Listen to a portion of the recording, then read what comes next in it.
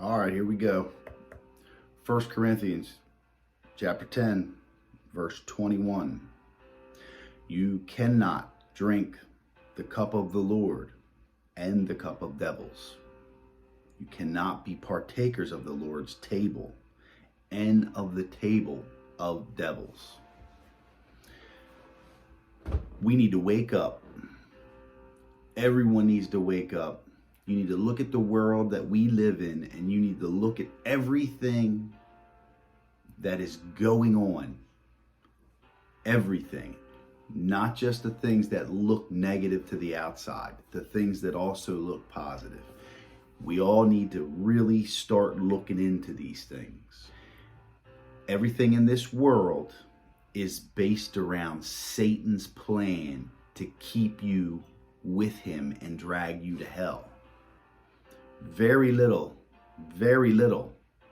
is good in the world that we live in.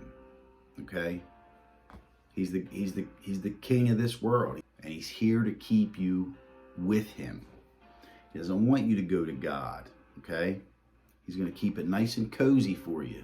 He's going to give you this life where you think everything is good and everything is going okay, and you got a decent job and everybody's happy and things like that. And it's like your sin is like a soft blanket that you're wrapped up in. You know, doesn't seem any reason to be worried about getting loose from it, right? You're comfortable. Your life is comfortable. You don't need to move forward. Problem is one day the time is going to run out on that situation, and then that's it. That is it. You have spent your life living in sin, partaking in sin, and doing everything that the devil wanted you to do because you felt comfortable and didn't feel as though you needed to do anything else. Okay? You can't drink from the cup of the Lord and from the cup of devils. You can't be partakers at the Lord's table and of the devil's table. Okay? This world is the devil's table. All of the things that we do in this world that we deal with on day-to-day basis have the devil standing right next to it. The music that we listen to, I know I've gone over this repeatedly, and people don't want to hear this because it alters your life and the things that you love. But the music that you listen to is put out there to keep you away from God, to keep your mind frame in hell. The movies that we watch, those movies are there to keep you programmed to thinking that it ain't no big deal to see people get murdered, to see drug dealers, to see sexual situations, to see homosexual situations, to see all of these things that we know are unnatural. They are programming you to feel like they are just normal situations. And that's where our entire country is, right? That's where the world is. These things are normal, right? You're eating at the devil's table. Everything. We go on these social media platforms, and everything on these things is based off of sexual situations, women showing off their bodies, men showing off their bodies. Look at me, look at me, look at me. None of that stuff is any good. None of it. All of this entertainment that we're looking at is keeping you at the devil's table and not at God's table.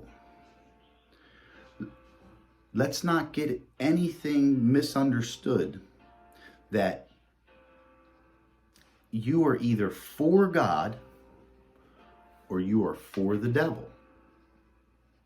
It's one or the other, okay? You can't be at the Lord's table and also be at the devil's table. You can't drink from the Lord's cup and also from the devil's cup. You can't. You have to figure out where you want to be, okay? Just believing in God isn't going to be enough. Now, these are my beliefs, but it's not going to be enough. I want people to change their ways and try to veer away from this stuff and start to remove these things out of their lives so that you can truly know God. And until you start pulling this stuff out of your life, it's going to be tough, okay? You will have your children disciplined to not listen to certain kinds of music, not watch certain kinds of movies, not play certain kinds of video games, and not be around certain kinds of children that you think aren't good enough. But all those things that you just told your kids to do, it's okay for you to do. You'll listen to the music you tell them not to listen to. You will watch the things that you tell them not to watch. You will hang around people that you know you shouldn't be hanging around. And you'll be playing video games that you know you shouldn't be playing. And your excuse is, well, I'm an adult. I can handle that stuff. Well, sure. I'm sure you can. But you're also being brainwashed to think all those things are perfectly fine. Let me tell you something. The world that we live in, this is not fine. It is not okay to just think that murder is no big deal. It's not okay to think drug use and drug addiction is just no big deal. It's not okay to see rape scenes on TV and think that's not a big deal. It's just a movie. These things aren't okay.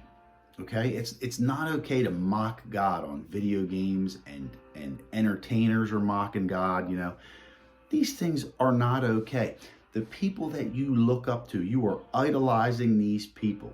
Okay? A lot of these singers and stuff, you've seen them, right? They all have to pretend like they're being crucified, wearing a thorn crown. And how can that be good? How can you sit there and say you believe in God and you're a follower of God and you also follow a person that does that? And you think there's no agenda behind these things? You think you're not eating at the devil's table and drinking from the devil's cup? Bible says it's one or the other. You either get rid of the devil and eat with the Lord, drink from his cup, or you are of the devil. Plain and simple. Nobody wants to hear it, but that's the truth. Sorry about your luck. That's what it is.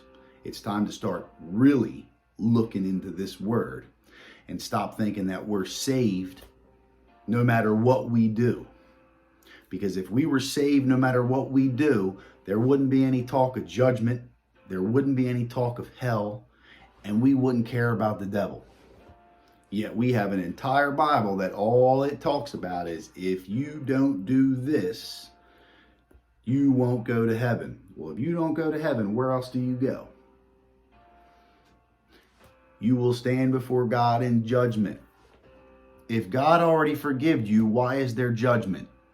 If Jesus died for your sins and there will be no consequences for the actions that you lived through your life, then why is there a judgment?